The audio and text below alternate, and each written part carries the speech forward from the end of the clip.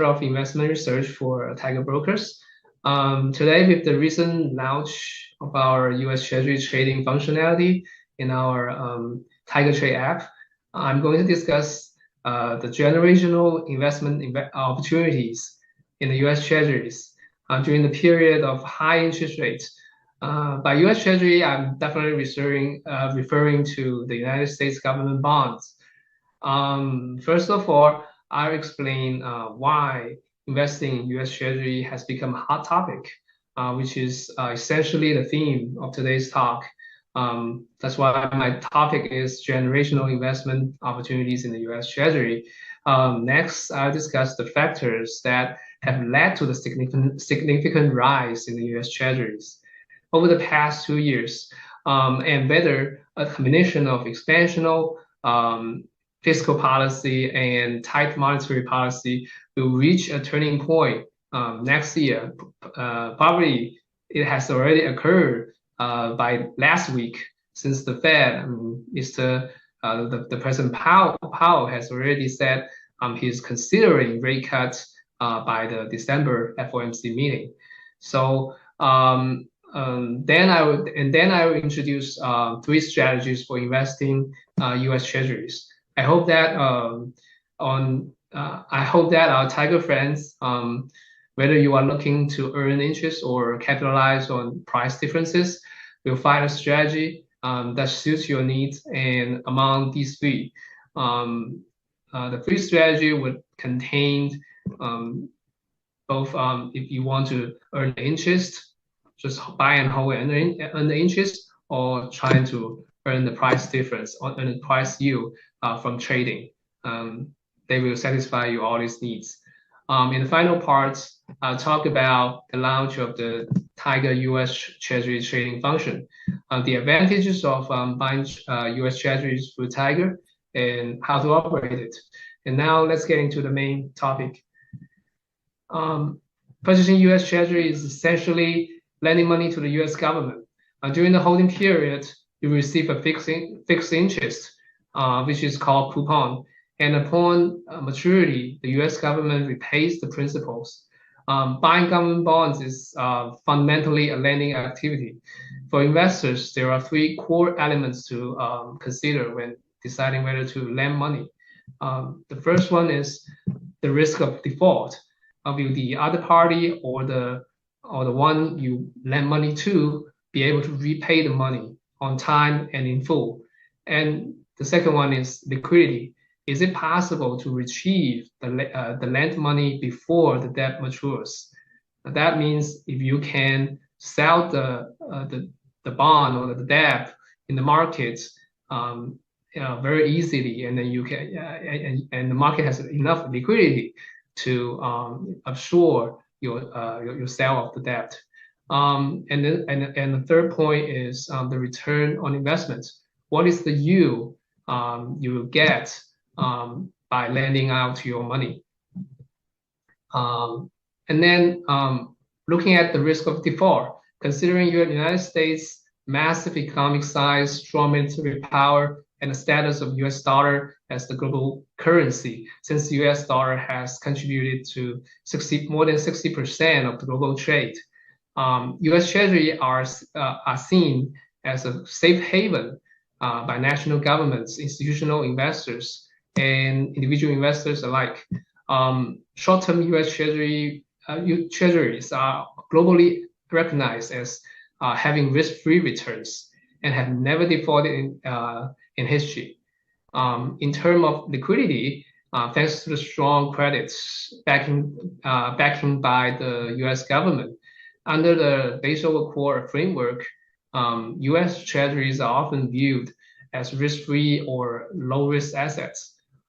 Therefore, they are frequently used as collaterals in transactions among major global financial institutions. According to the latest data from SIFMA, the average daily trading volume of US Treasury is around 767 billion, making it easy for most investors to liquidate their US Treasury holdings in the market whenever they need. Regarding on the yield, US Treasury are anchor of global asset pricing. The yield of other assets are often compared against them. Since the US government has never defaulted historically, the cash flow from purchasing US Treasuries to holding and hold them until maturity is entirely predictable. However, with other assets like stocks, you can gain, you can lose. So therefore, from the perspective of financial pricing, you would expect a higher anticipated return from stocks to justify this risk. For instance, the current short-term yield for U.S. Treasury, for short-term U.S. Treasury yield is around 5.4%. But if you stay up late trading stocks and cannot even achieve this 5.4%, it might not be worth the hair you are losing, right? In such a case, it might be better to simply just invest in U.S. Treasuries and take it easy. That's why I said, other assets used are pretty much need to compare with the U.S. Treasury yields to justify their risk. And currently, the yields on U.S. Treasuries across various maturities have soared to their highest levels in nearly 20 years. Moreover, compared to other major economies globally, whether it's Europe, the UK, the Japan, or Canada, the yields on U.S. Treasury are higher across all maturities, and therefore, considering low default risk, high liquidity, and a significantly high attractive yield to maturity, we can confidently say that it is generational opportunity to invest in the U.S. Treasuries right now. So how can U.S. Treasury, such an asset that are both safe and highly liquid and offer such a high yields, doesn't it seem like windfall? So we believe that this is due to two major factors. The first one is the expansive fiscal policy. In 2023, the U.S. fiscal policy remains expansionary, continuing to strongly support the reshoring of American manufacturing.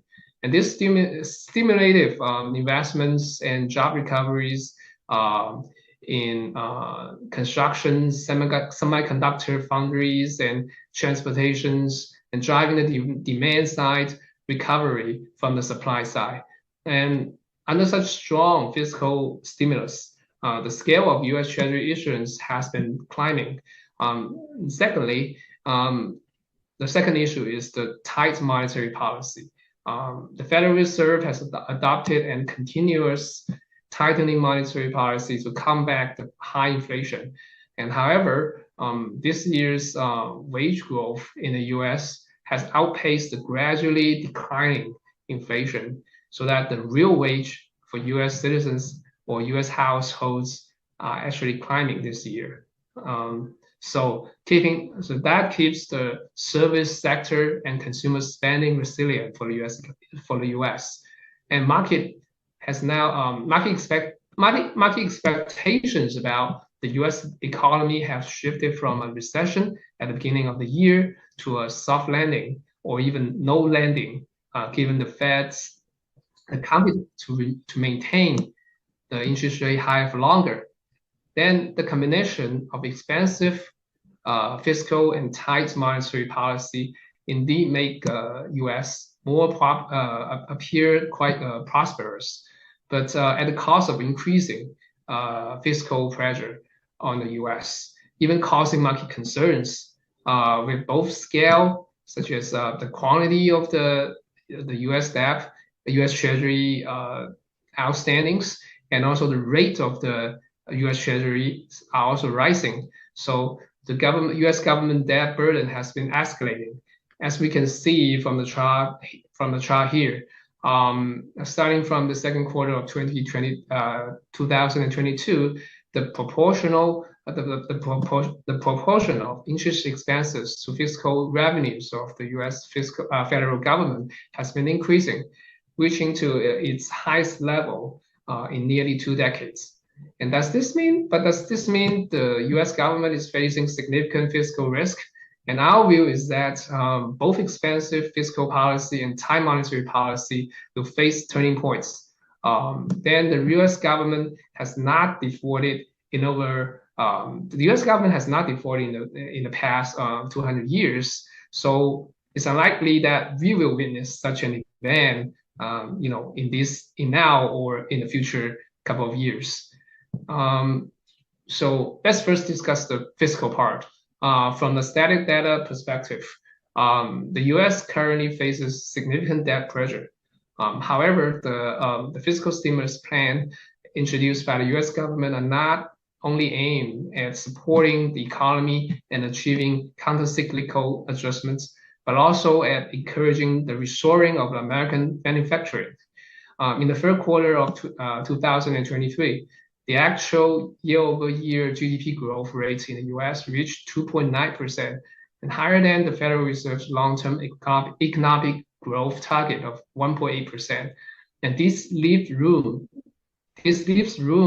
for a gradual reduction in the fiscal stimulus policies. According to the estimate by the Bank of America, in the next 2 years, U.S. fiscal spending on infrastructure bills, Inflation Reduction Act, and Semiconductor Acts will gradually decrease. The chart shows that the primary deficit to GDP is expected to continue to decline over the next 2 years, even with increased interest expenses.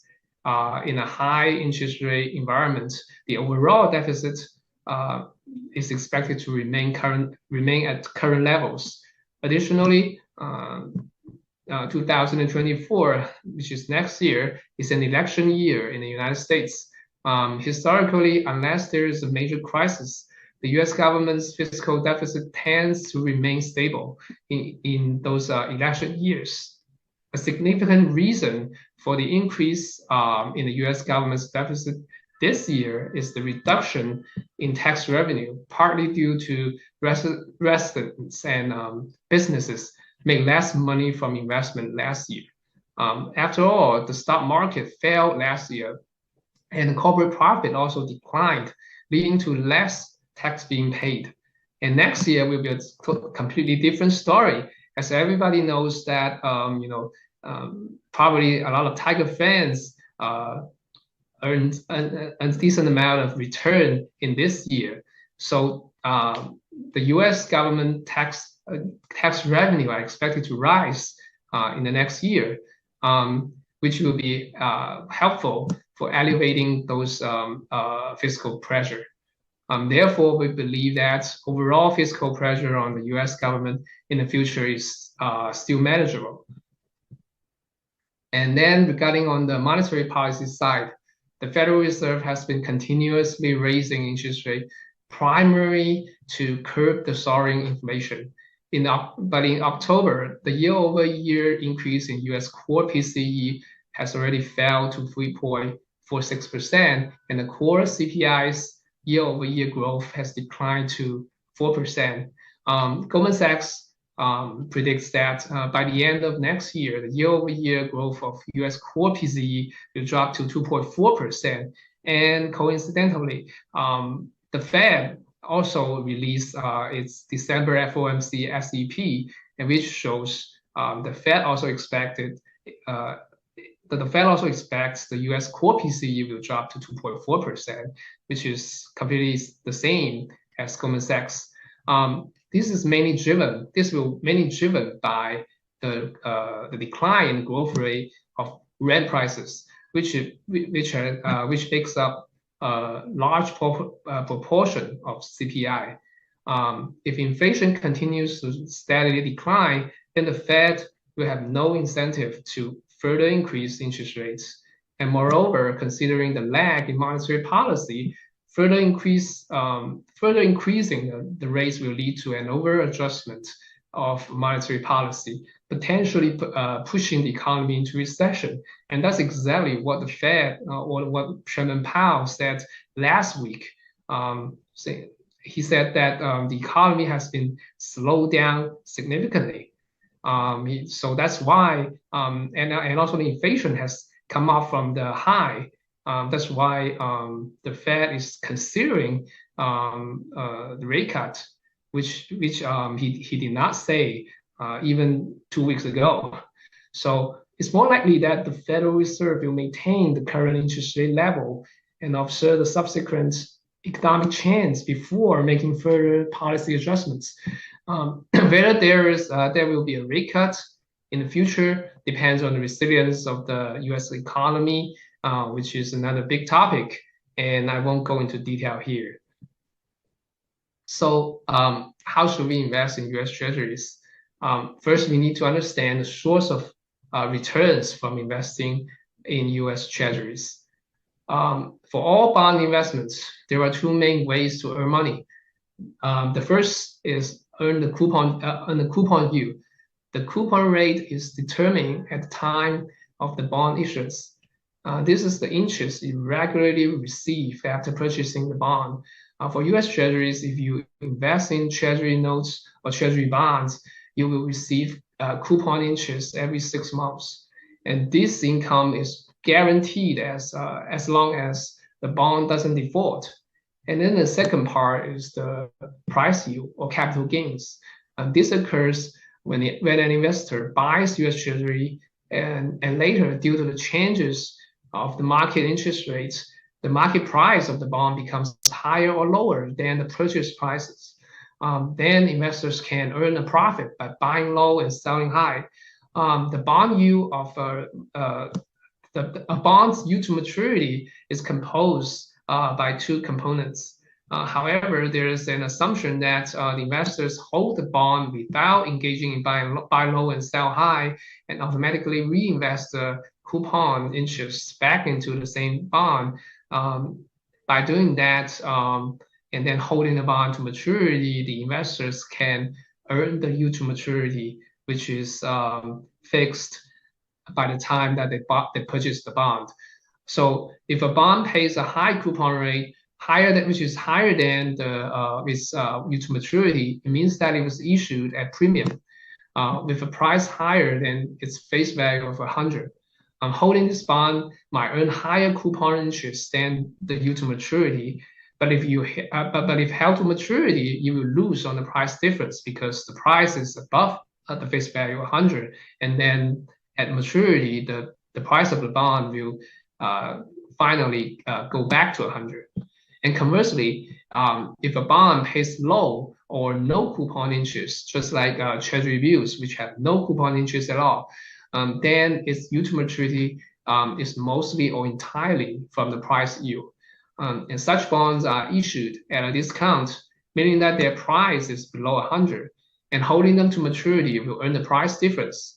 The chart here shows the price trend of a 30-year US Treasury bond issued on August 16, 1993, which has already matured by August this year. Hence, the price stopped at 100, as you can see from the chart. This bond was issued at $97.65 with a face value of $100 and a coupon rate of 6.25 with a yield to maturity of 6.43. Therefore, the annualized interest income for the investor is the 6.25 coupon rate. And if held to maturity without selling for the 30 years, the price gain would be 100 minus 97.63, which is $2.37. This is the price gain for the entire 30 years.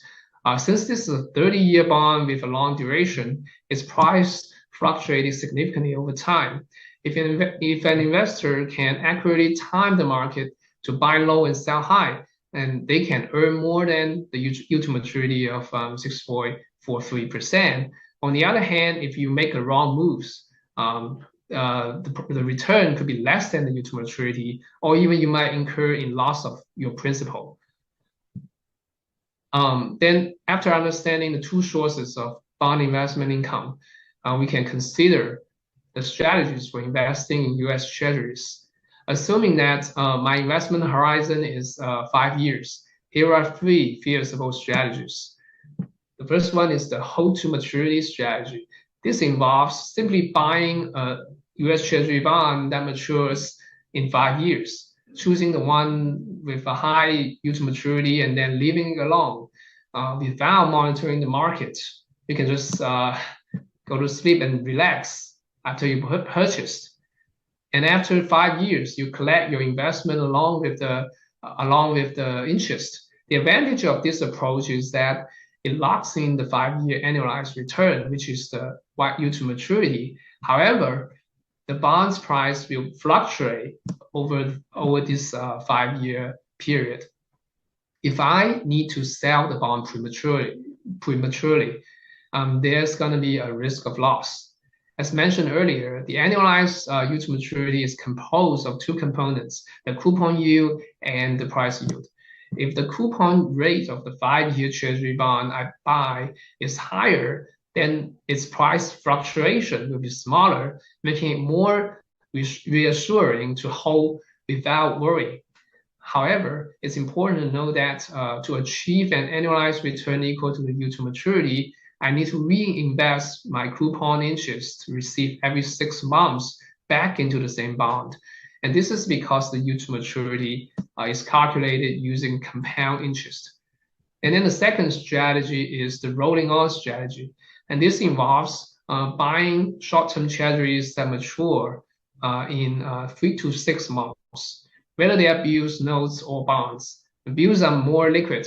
After maturity, continue to reinvest in the same short-term bonds, and this strategy is suitable if you might need to access your principal and want to avoid selling a loss. And currently, the yield to maturity, the yield curve for the US Treasury is inverted. So the yield to maturity for the short-term Treasuries is around 5.4%, which is higher than the 4% 5-year Treasuries. The downside is that the need to roll your investment every 3 to 6 months. So you can't just buy and hold and just leave it alone. And you have to roll them every 3 to 6 months. And if the Fed starts to cutting rates, the average yield to maturity over the next 5 years might not be higher than the current 5-year yield of 4%. Since you have the 5.4% yield right now, but what if the Fed starting to cut rate 3 months later, and then the Fed just cut rate so fast, and then the rate goes down to 3%? Then in a entire 5-year period, your average yield to maturity for rolling this 3 to 6 months Treasury maybe less than 4%. So this is why you can't lock in the yield to maturity today for a 5-year horizon if you're using this rolling on strategy. And then the third one is the trade your view strategy. And this strategy is about maximizing price yield.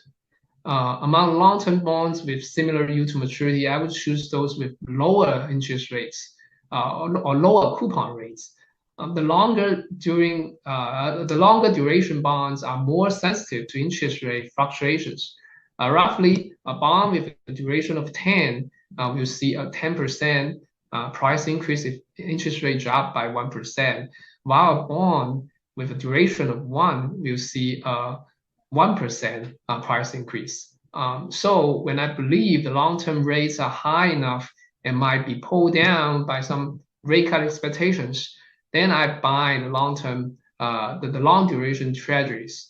And once the rate actually fall, then the rates actually fall, and I can earn higher returns from these bonds, and then switch to the rolling over short-term treasuries when rates bottom out. And this can avoid the future loss if the interest rate reverse back or going back up. So that my previously earned capital gains can be preserved. And however, this strategy assumes that I'm a professional bond investor who can accurately predict the interest rate change and the curve shape changes over the next 5 years. If I misjudge and extend my duration during rising interest rates environment, then I could lose on price yields and then even incur a loss of principal. Then this chart summarizes the three strategies together. With the same 5-year investment horizon, the hold-to-maturity approach involves directly buying a 5-year Treasury bond and holding it to maturity. The only action needed to do during this period is just reinvesting the coupon interest without selling or attempting to buy low and sell high. You can just buy and hold and take it easy. And currently, this strategy can lock in an annualized rate of 4%, assuming that the 5-year rate right now is 4% for the next 5 years. Then the rolling on strategy involves buying short-term bonds that mature in 3 or 6 months, and then rolling them over upon maturity. And this approach minimizes price fluctuation and currently offers a high yield to maturity of around 5.4%. However, the downside is that if interest rates decrease in the future, the yield to maturity will also decrease. Then the trade your view strategy aims to maximize both coupon yield and price yield. For example, if I currently find the yield on 5-year Treasury is too low, then I would start by buying short-term bonds maturing in 3 months. Then if later the long-term interest rates goes up, and then I'm confident that the rate cut expectations will pull them down later, then I would then switch to buying a 30-year bond, which has the longest duration. And then I can earn a significant capital gain by just extend my duration of my bond portfolio. Then once the rate cut expectation materialize and the rate falls, and I will switch to continuously buying short-term bonds for stable interest income. The potential upside of the trade your view strategy is naturally the highest, but it also involves significant price risk when holding long-term bonds. So it relies on the professional investment decisions. And our upcoming 2024 outlook will also mention some of our research insights into the change of the short-term and long-term interest rate next year, and we welcome everybody to follow.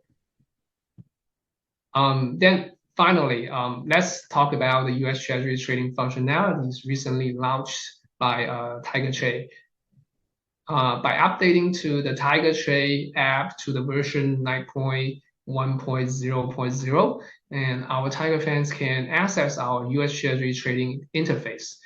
Trading US Treasuries on Tiger has the following 4 advantages.